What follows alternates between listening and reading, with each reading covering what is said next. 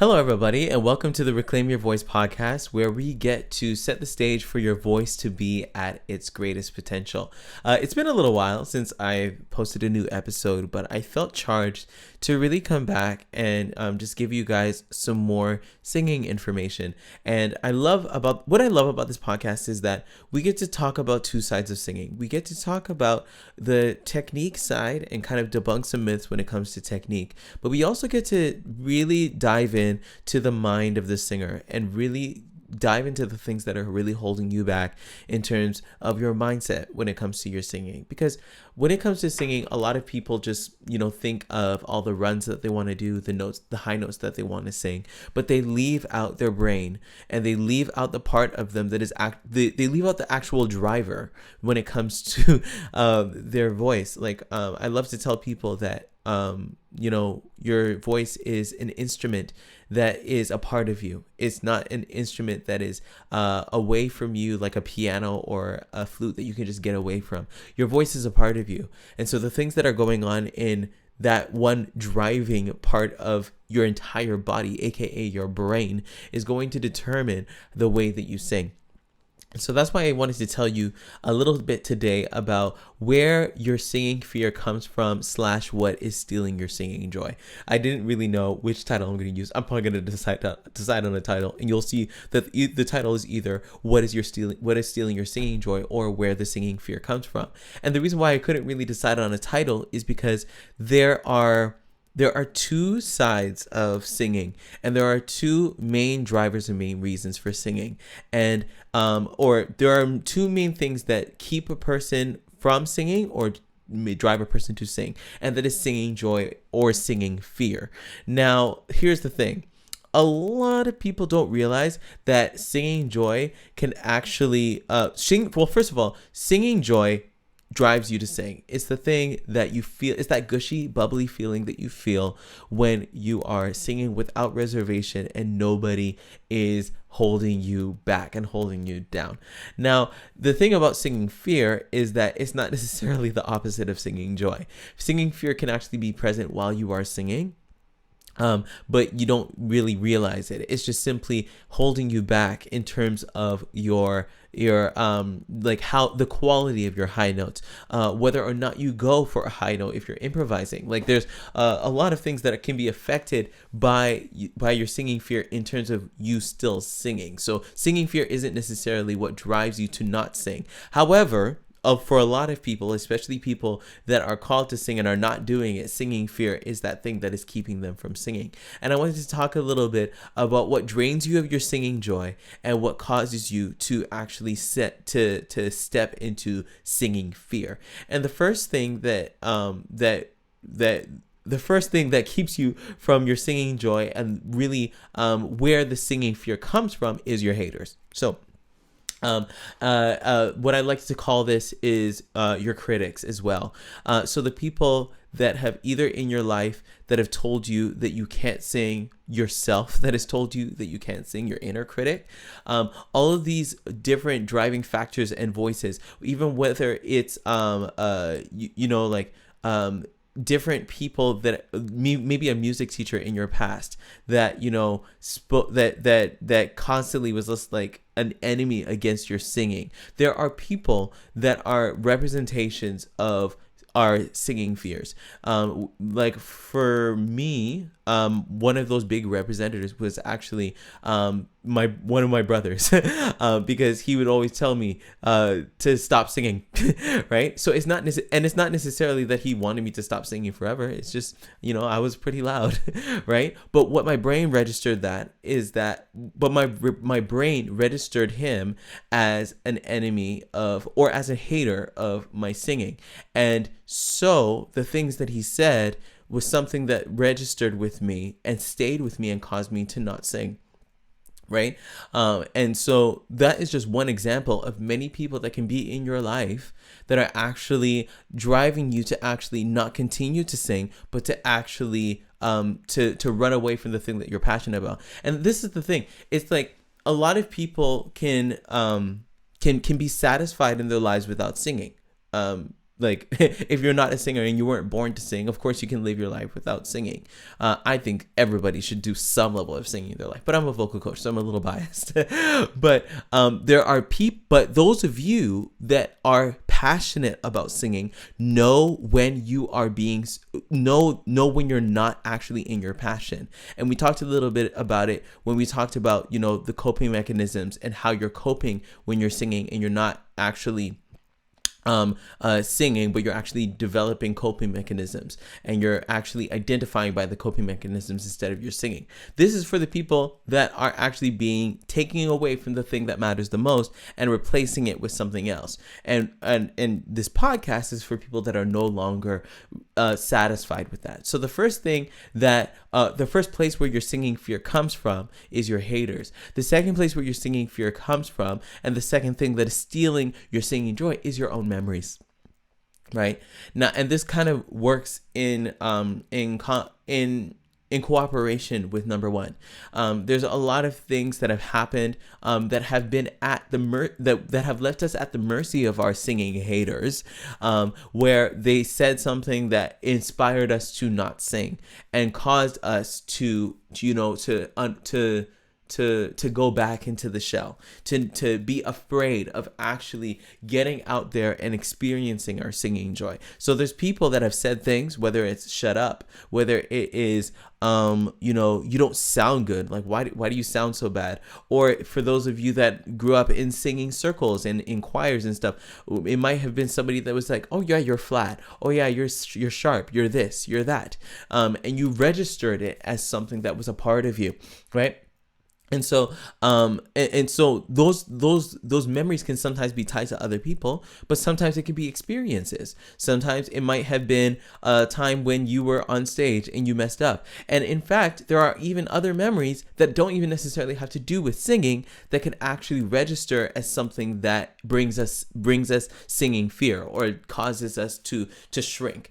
Like really, singing fear is the thing that causes you to not want to be fully expressive and unapologetic with your voice. Anything that is keeping you on the inside, right? So there's a lot of memories that can do that actually may not necessarily even register as something that had to do with our singing. It could be a level of trauma from our past, right? What was it? This Is Us. Wait, is this a spoiler? If this is a This Is Us spoiler. So if you haven't watched This Is Us and you plan on watching it, don't listen to this.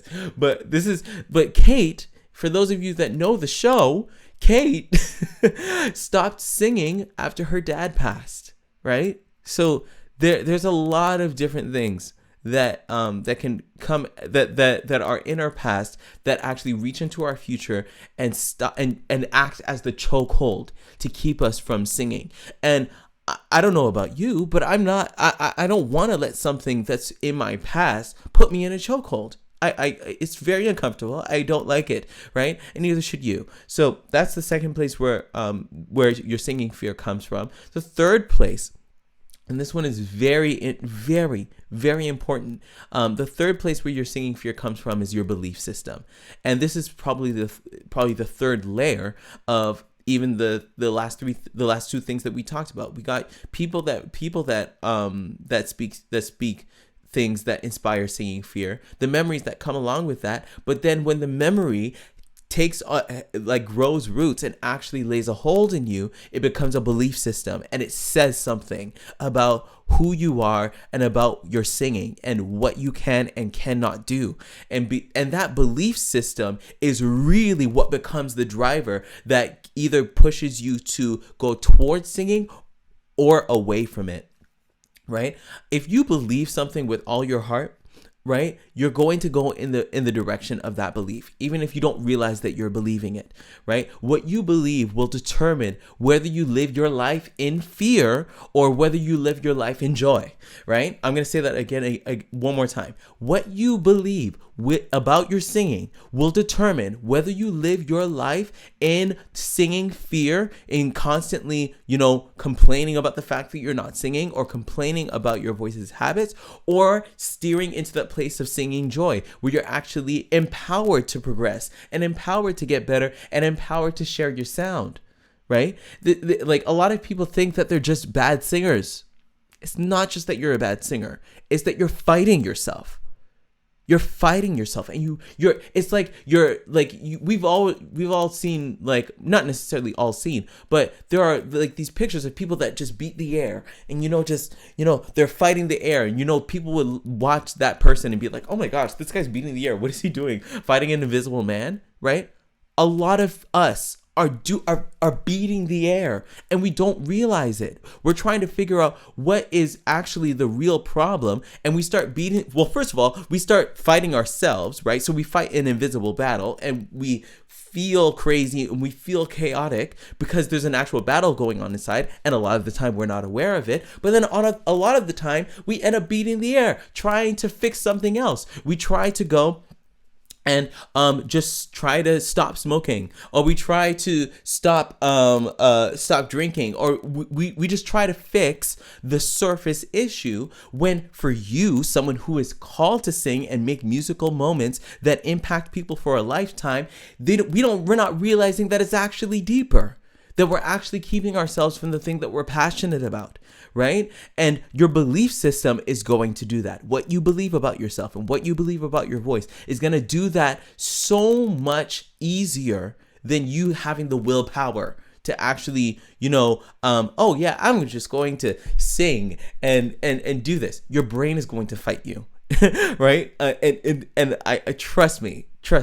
If your brain has registered a level of trauma, or it has registered a level of, of just overall singing fear, you're going to retreat, and your brain is going to put you in situations to retreat. I can't even say it any more than like that. I know a lot of you resonate with that. So that's the third thing that keeps you in singing fear, or where the singing fear comes from. The fourth thing that is stealing your singing joy, and this might not actually, you may not realize this, but it's your focus. Your focus. I have some great people in my life that say this saying all the time. What you focus on expands. What you focus on grows. What you focus on gets legs and becomes, the Demogorgon of Stranger Things. What was the name of that little Demogorgon that Dustin had? I can't remember. But anyway, what you focus on will expand. And if you have the wrong belief system, you're going to focus on the areas where you're not progressing, the areas where you're messing up, and the areas where you're not doing what you want to and what you're passionate about, where you're not singing. And when our brain focuses on that, let's talk about it this way. Have you ever wanted a car? And or like, I know for me, there was a specific car I wanted, and as soon as I started wanting that car, I would see that car everywhere. It would be like almost like that car was everywhere.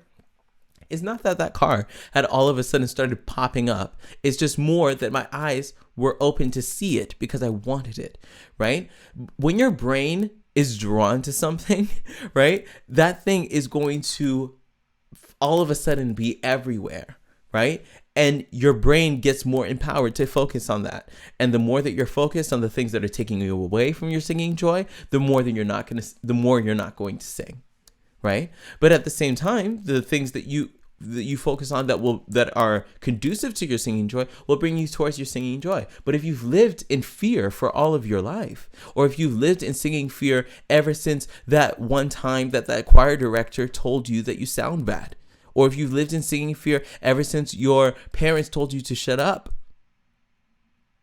how are you supposed to actually get towards that singing joy? And that's actually where the fifth thing comes into play. Because if we fix these things and we actually get in the right environment for our voice, we can achieve singing joy. But you can't do it by yourself. And this is why the fifth place where your singing fear comes from, and the fifth thing, or the fifth place where we're neglecting that is stealing our singing joy, is our community. A lot of us think that we can do this alone, and a lot of singers, because they are private about their dreams and feel like they're crazy to the people that are around them, they do not have a community that is pushing them in the right direction, right? And they don't have an expert that's actually being able to speak into them and tell them what they're actually capable of and actually see what the real problems are, right? A lot of you have been walking through this thing alone, and you have been, in a spot where you are working your 9 to 5 and you are making money, but you're not happy. Right? The community that's around you is not a community of that sings, right? When you talk to them about singing, they laugh, or when you talk to them about singing, they don't understand. And that's why you need to get into the right environment, the right space that is conducive to building your singing joy, because you can enjoy singing. It is something that can bring the deepest of joys to people. There's a reason why, people's brains light up, when they hear music, and when they're singing, or when they're engaging with, with music in a way that is related to singing when they sing, right? So what I want you to do, if you're resonating with this and you feel like your community is not conducive to your singing joy, if you have the wrong focus, if you have the wrong belief system, if your memories keep knocking at your door and you can't get your mind off of your haters, I want you to book a call with me, a voice breakthrough call with me, so that we can actually start the journey for you to actually be able to gain your singing joy and walk in that level of freedom. I want you to go to reclaimyourvoice.ca/call, book a voice breakthrough call with me, and let's talk about what hasn't been working. Let's step out of denial and actually get you out of that singing fear and into your singing joy. Right? There are so many people that I have spoken to that have now become clients that are now really able to enjoy their singing lives because they actually took that step. And the time for you to do that is right now. So I want you to book a voice breakthrough call with me at reclaimyourvoice.ca/call. Let's have a conversation.